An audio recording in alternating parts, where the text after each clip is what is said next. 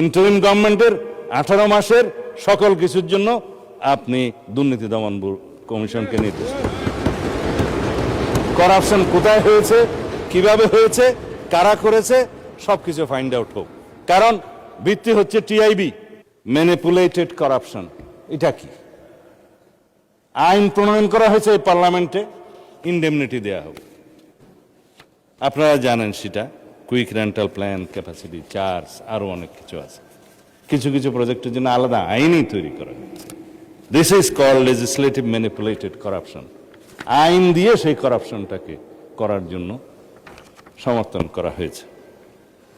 এর যে magnitude of corruption Awami লীগের পিরিয়ডে বিটুইন 2009 to 2024, আসলে 4 পর্যন্ত কাউন্ট করা হয়নি, এখানে 23 পর্যন্ত হয়েছে। The illicit financial outflows averaged $16 billion per year. যে ট্যাক্স এক্সাম্পশন করা হয়েছে তাতে আমাদের এডুকেশন ফান্ড ডবল করা যেত এবং হেলথ ফান্ড ট্রিপল করা যেত। তারপরে লার্জ স্কেল পাবলিক প্রজেক্টস 70% পর্যন্ত প্রাইস এসকেলেট করা হয়েছে। গত 15 বছরে ডেভেলপমেন্ট প্রজেক্ট থেকে $24 বিলিয়ন পলিটিক্যালি এক্সটর্শন করা হয়েছে, যেটা রাজনৈতিক চাঁদাবাজি বললে সবাই বুঝবে। যার টাকার মূল্য 2,80,000 কোটি টাকা। ব্যাংকিং অ্যান্ড ফিনান্সিয়াল সিস্টেম থেকে পলিটিক্যাল কনসিডারেশনে যে লোনগুলো দেয়া হয়েছে তাতে বলা হচ্ছে 14টি মেট্রো সিস্টেম তৈরি করা যেত এবং 24টি পদ্মা সেতু তৈরি করা যেত। It's not my report. তারপরে লেবার মাইগ্রেশনের মাধ্যমে, আদম ব্যবসার মাধ্যমে যেটা হয় আর কি, 13,40,000 কোটি টাকা বিদেশে সাইফোন করা হয়েছে এবং সোশ্যাল সেফটি নেটওয়ার্কে আওয়ামী বিবেচনায় 73% লোককে সিলেকশন করা হয়েছে যারা আদৌ গরিব নয়। আর সার্বিক বিবেচনায় সবগুলো টোটাল করে বলা হয়েছে 29,25,000 কোটি টাকা বিদেশে পাচার করা হয়েছে। সেটা আমরা ক্ষেত্রমতে বলি 30 লক্ষ কোটি টাকা has been siphoned from Bangladesh. This is public money. এখন এই অতীত এবং বর্তমান সবসময় আপনি জানেন ভবিষ্যতে যে প্রতিফলিত হবে। আমরা সেই ভবিষ্যতের উপরে দাঁড়িয়ে, সেই প্রতিফলিত অবস্থার উপর দাঁড়িয়ে এই বাজেটটা আমরা দিচ্ছি। মানে স্পিকার, অন্তর্বর্তীকালীন সরকারের 1.5 বছরের একটা অস্থির সময় ছিল, যমুনার অভ্যন্তরে আর যমুনার কিনারে মিলিয়ে আপনি জানেন।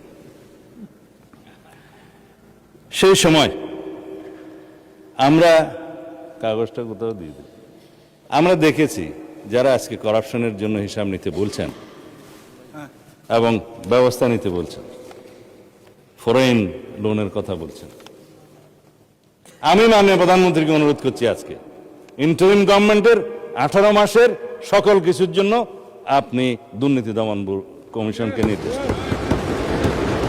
করাপশন কোথায় হয়েছে, কিভাবে হয়েছে, কারা করেছে, সবকিছু ফাইন্ড আউট হোক। কারণ ভিত্তি হচ্ছে টিআইবি। গত কয়েকদিন আজকে একটা রিপোর্ট দিয়েছে, আপনারা পত্রিকায় শুনেছেন।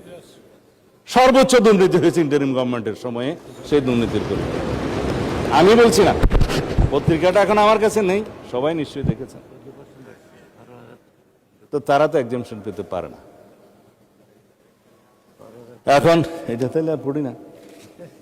আর এই একটা অস্থির সময় পার হয়ে নির্বাচন আদায় করতে হয়েছে মাননীয় স্পিকার আমাদের।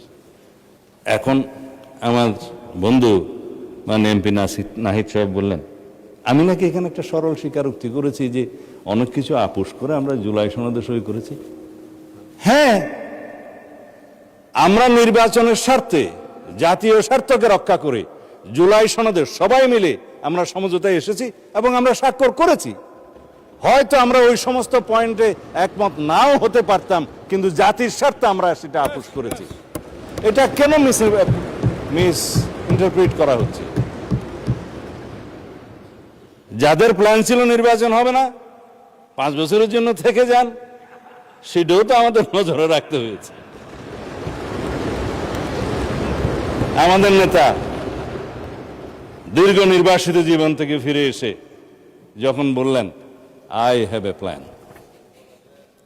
আমরা সেই প্ল্যান নিয়েই এই ইরান যুক্তরাষ্ট্র ইসরায়েল এই যুদ্ধের মধ্যেই শান্তি চুক্তি কেবল হলো, এখন এমওইও হয়েছে, এখনো সই হয় নাই চুক্তি, আবারও হতে পারে। যাই হোক, সেই অবস্থায় আমরা এখানে দাঁড়িয়ে 9,37,000 কোটি টাকার বাজেট এখানে উপস্থাপন করেছে মাননীয় স্পিকার,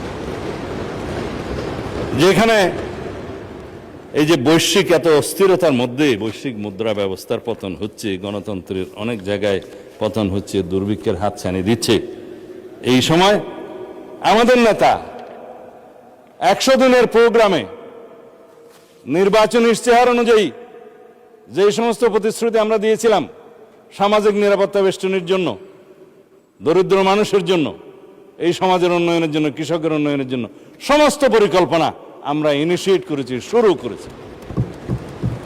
10,000 টাকা সুদ সহ কৃষি ঋণ প্রথম ক্যাবিনেট মিটিংয়ে পাশ করে দেওয়া হয়েছে, মওকুফ করে দেওয়া হয়েছে। তিনি আমাদের নেতা জনাব তারেক রহমান। আমি এই সুযোগে ওনাকে থ্যাংক ইউ দিতে চাই।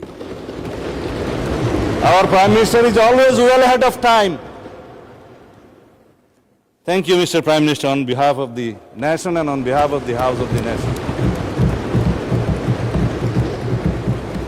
মাননীয় স্পিকার, আমি এখন স্মরণ করব আমাদের মহান নেতা শহীদ রাষ্ট্রপতি জিয়াউর রহমানকে, যিনি বাংলাদেশের অর্থনীতিকে একটা শক্ত ভিত্তির উপর দাঁড় করিয়ে গিয়েছেন। স্বনির্ভর বাংলাদেশ গড়ার জন্য তিনি চেষ্টা করে গিয়েছেন, আমাদেরকে বিভিন্ন পলিসি এবং রাষ্ট্রীয় কাঠামো দাঁড় করিয়ে দিয়েছেন। স্মরণ করছি যাদের রক্ত ঘামে ত্যাগে এই রাষ্ট্রের অর্থনীতি টিকে আছে। স্মরণ করছি মরহুম দেশনেত্রী বেগম খালেদা জিয়াকে, যিনি শহীদ রাষ্ট্রপতি জিয়াউর রহমানের সেই কর্মসূচিকে ধারণ করেছিলেন এবং সেগুলো কন্টিনিউ করেছেন।